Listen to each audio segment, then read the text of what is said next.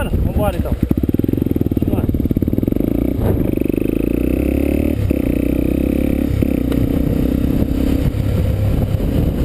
Eu não testo esse capacete aqui com a câmera, não sei como é que ela tá. A gravação tá boa, não, a posição. Fazendo teste com esse capacete.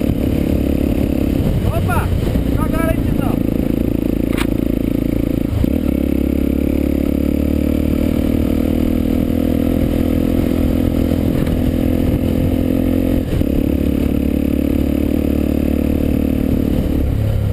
Olha a pedra aqui. Nossa, mas tá bem embaixo já. Ai, buraqueira. Não, é duas pedras, é aquela lá, né? É, a pra lá, né? Nossa, ela tá bem embaixo.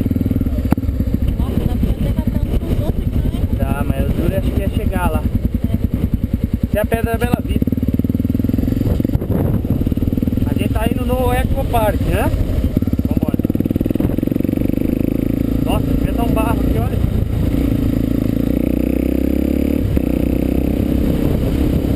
Vou ficar frio mais tarde.